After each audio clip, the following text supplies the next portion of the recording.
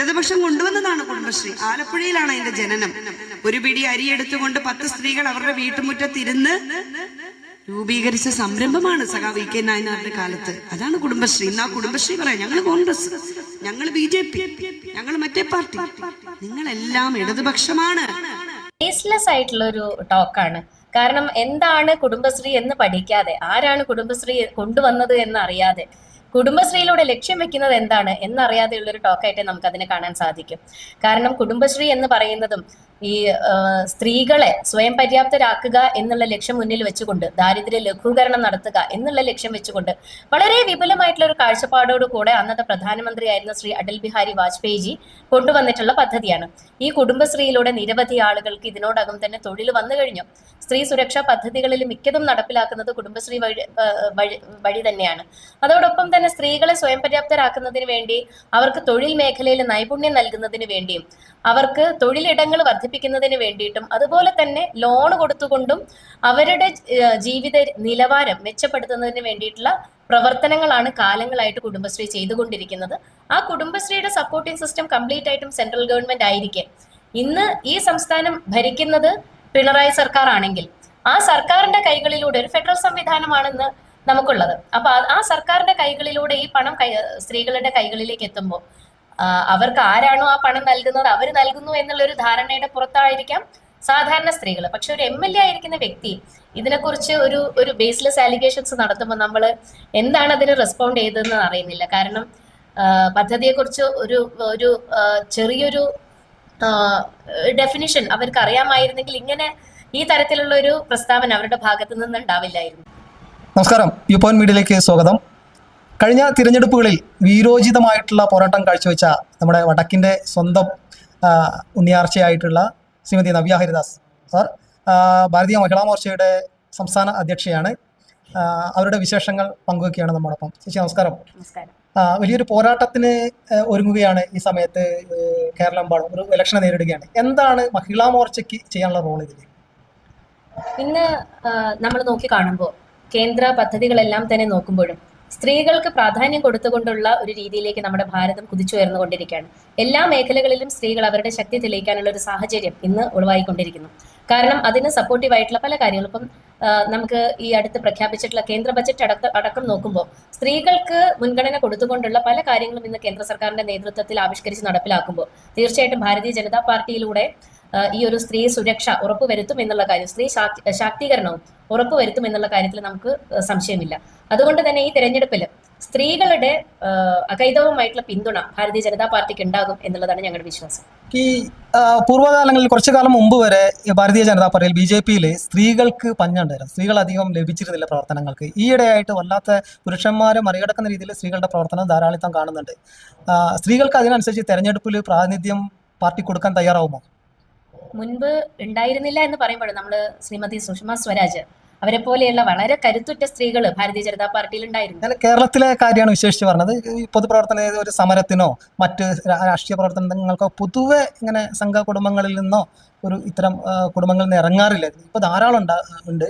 അതാണ് ഞാൻ ചോദിച്ചത്. അതെ, ഇന്നത്തെ സ്ഥിതിവിശേഷം മാറിയിട്ടുണ്ട്. സ്ത്രീകൾ പൊതുവെ പുറകോട്ടടിക്കുന്ന ഒരു കാലഘട്ടം ഉണ്ടായിരുന്നു. അതിൽ നിന്നൊക്കെ മാറി എല്ലാവരും മുൻനിരയിലേക്ക് തന്നെ കടന്നു വരാൻ ആഗ്രഹിക്കുന്ന ഒരു പ്രവണത ഇന്ന് നമ്മൾ കാണുന്നുണ്ട്. അതുകൊണ്ട് തന്നെ ഭാരതീയ ജനതാ പാർട്ടിയിലും കഴിഞ്ഞ ലോക്സഭാ തിരഞ്ഞെടുപ്പ് നോക്കുമ്പോഴും കഴിഞ്ഞ നിയമസഭാ തിരഞ്ഞെടുപ്പ് നോക്കുമ്പോഴും ഒക്കെ തന്നെ മറ്റു പാർട്ടികൾ കൊടുത്തിട്ടില്ലാത്ത തരത്തിലുള്ള അംഗീകാരം ഭാരതീയ ജനതാ പാർട്ടി സ്ത്രീകൾക്ക് കൊടുത്തിട്ടുണ്ട്. ഏറ്റവും കൂടുതൽ സ്ത്രീകളെ മത്സരിപ്പിച്ചിരിക്കുന്ന പാർട്ടിയും ഭാരതീയ ജനതാ പാർട്ടി തന്നെയാണ്. അതുകൊണ്ട് തന്നെ രാഷ്ട്രീയ രംഗത്ത് ഇറങ്ങി പ്രവർത്തിച്ചിട്ടുണ്ടെങ്കിൽ തീർച്ചയായിട്ടും അംഗീകാരം ലഭിക്കും എന്നുള്ള സാഹചര്യം ഇന്ന് ഭാരതീയ ജനതാ പാർട്ടിയിൽ സ്ത്രീകൾക്കുണ്ട്.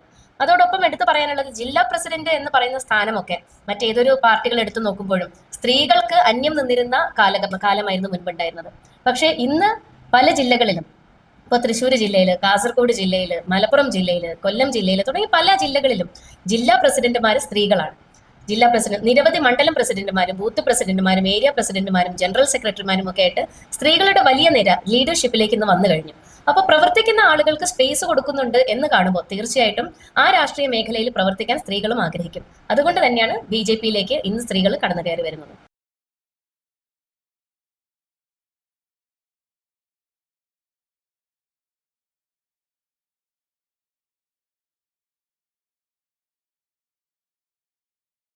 ആർത്തവം അശുദ്ധിയാണെന്ന് കരുതുന്നത്?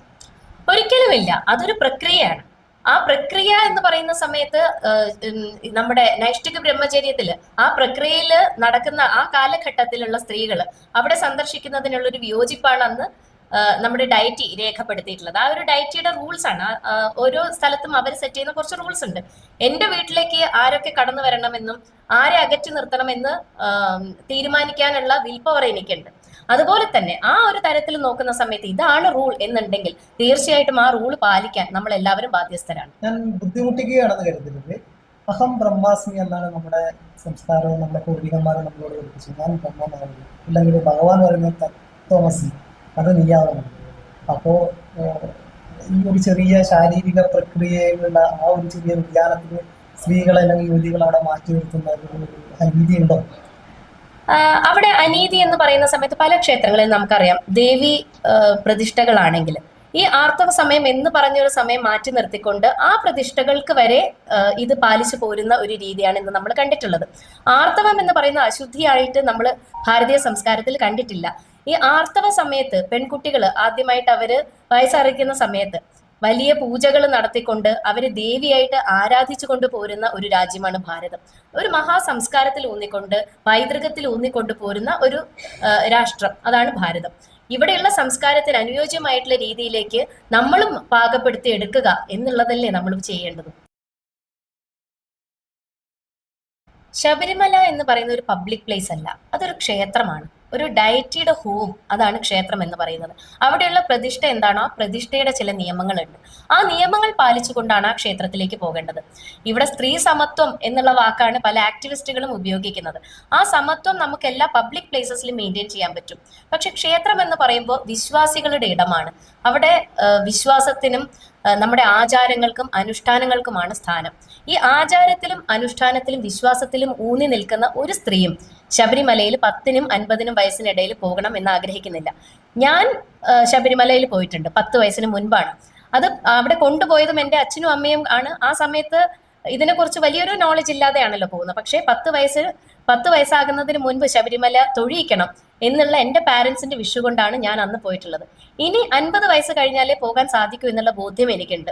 കാരണം അവിടെ പോകുന്ന നൈഷ്ഠിക ബ്രഹ്മചര്യത്തിലാണ് ശ്രീ അയ്യപ്പൻ അവിടെ കുടികൊള്ളുന്നത്.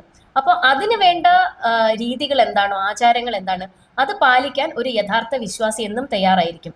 പക്ഷെ മനസ്സിൽ വിശ്വാസമില്ലാതെ ഒരു പബ്ലിക് പ്ലേസ് ആയിട്ട് കണ്ടുകൊണ്ട് ഒരു ടൂറിസ്റ്റ് ഡെസ്റ്റിനേഷന്റെ ഒക്കെ രീതിയിലേക്കാണ് ശബരിമലയെ ഇന്ന് ആക്ടിവിസ്റ്റുകൾ കണ്ടുകൊണ്ടിരിക്കുന്നത്. പക്ഷെ അതല്ല, ഒരു യഥാർത്ഥ വിശ്വാസി ഒരു 50 വയസ്സ് വരെ കാത്തിരിക്കാൻ എന്നും തയ്യാറാണ്.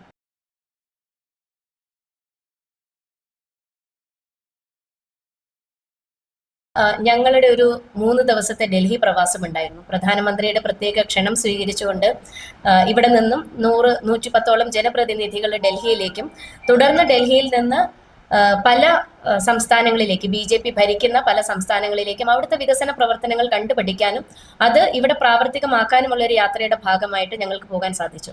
അപ്പൊ ആ കൂട്ടത്തിൽ പോയിട്ടുള്ള ഒരാൾ എന്നുള്ള നിലയിൽ ഈ കേരളത്തിൽ നിന്നും വലിയ പ്രതീക്ഷയാണ് കേന്ദ്ര നേതൃത്വവും പങ്കുവച്ചിട്ടുള്ളത്. ഇവിടെ വലിയൊരു മാറ്റം എന്ന് പറയുമ്പോൾ കേരളത്തില് ആ മാറ്റം തിരുവനന്തപുരത്ത് നിന്ന് ആരംഭിച്ചു കഴിഞ്ഞു എന്നുള്ളൊരു കോൺഫിഡൻസ് ഇന്ന് ഞങ്ങൾക്കുണ്ട്. ഒരിക്കലും ഒരു മേയറോ ഡെപ്യൂട്ടി മേയറോ ആകാൻ BJPക്ക് കഴിയില്ല എന്ന് കാലം സാക്ഷ്യപ്പെടുത്തിയിരുന്ന നാളുകളിൽ നിന്നും ഏറെ മുന്നോട്ട് BJP പോയിരിക്കുന്നു. ഇന്ന് തിരുവനന്തപുരം കോർപ്പറേഷൻ, നമ്മുടെ കേരളത്തിന്റെ തലസ്ഥാന നഗരി, BJP ഭരിക്കുകയാണ്. അപ്പൊ അങ്ങനെ വരുന്ന സമയത്ത് പല സംസ്ഥാനങ്ങളിലും നമുക്ക് നോക്കുന്ന സമയത്ത് BJP വളരെ വലിയ മുന്നേറ്റം രേഖപ്പെടുത്തിയതും ഇതുപോലെ ഒരു ആരംഭത്തിൽ നിന്നായിരുന്നു. അതേ രീതിയിലാണ് പ്രധാനമന്ത്രി പറഞ്ഞിട്ടുള്ളതും. ഗുജറാത്തിലെ അഹമ്മദാബാദിൽ നിന്ന് തുടങ്ങിയിട്ടുള്ള പ്രയാണമാണ് പിന്നീട് ഗുജറാത്തിന്റെ മുഖ്യമന്ത്രി പദത്തിലേക്ക് അദ്ദേഹത്തെ എത്തിച്ചതും ഈ രാജ്യത്തിന്റെ പ്രധാനമന്ത്രി എന്നുള്ള പദവിയിലേക്ക് അദ്ദേഹത്തെ എത്തിച്ചതും. അപ്പോൾ കേരളത്തിന്റെ തുടക്കം തിരുവനന്തപുരത്ത് നിന്നും ആരംഭിച്ചിട്ടുണ്ട്. മറ്റു പല ജില്ലകളിലും അതിനായിട്ട് നിയമസഭയ്ക്ക് വേണ്ടിയിട്ടുള്ള വലിയ ഒരുക്കങ്ങൾ നടന്നിട്ടുണ്ട്. കഴിഞ്ഞ തദ്ദേശ സ്വയംഭരണ ഇലക്ഷനിലും പല ജില്ലകളും നമുക്ക് ഈ ഒരു വോട്ടിംഗ് ശതമാനത്തിന്റെ കാര്യത്തിൽ ഭാരതീയ ജനതാ പാർട്ടി വലിയ മുന്നേറ്റം കാഴ്ചവെച്ചതായിട്ട് നമുക്ക് കാണാൻ സാധിക്കുന്നുണ്ട്. അപ്പൊ ആ ഒരു മുന്നേറ്റം വെച്ചുകൊണ്ട് നമ്മൾ യാഥാസ്ഥിതികമായിട്ടുള്ള കണക്കുകൾ വെച്ച് പരിശോധിക്കുമ്പോൾ തന്നെ തീർച്ചയായിട്ടും ഒരു നിശ്ചിതമായിട്ടുള്ള MLA-മാരെ BJPക്ക് ഇത്തവണ തീർച്ചയായിട്ടും വിജയിപ്പിച്ചെടുക്കാൻ സാധിക്കും. കാലഘട്ടത്തിൽ കേരളത്തിലെ BJP പ്രവർത്തകർ തിരഞ്ഞെടുപ്പ് അന്നൊക്കെ TV-യിൽ നമ്മൾ ഈ ന്യൂസ് തിരഞ്ഞെടുപ്പിന്റെ റിസൾട്ട് വരുന്ന സമയത്ത് മഞ്ചേശ്വരത്ത് എന്തായി എന്ന് ആണ് പ്രതീക്ഷിച്ചിരുന്നത്. ഇന്ന് ഒരുപാട് മഞ്ചേശ്വരങ്ങളുണ്ട്. അതുപോലെ തന്നെ ഈ കോഴിക്കോട് BJPയുടെ ഒരു ശക്തി കേന്ദ്രമായി മാറിക്കൊണ്ടിരിക്കുകയാണ്. അതിൽ താങ്കളുടെയും പങ്ക് വളരെ വലുതാണ്. അടുത്ത നിയമസഭാ ഇലക്ഷനിൽ ഒരു MLA ആയി നിയമസഭയിലേക്ക് കാലെടുത്ത് വെക്കാൻ അങ്ങേക്ക് സാധിക്കട്ടെ എന്ന് പ്രാർത്ഥിക്കുന്നു. നന്ദി, നമസ്കാരം.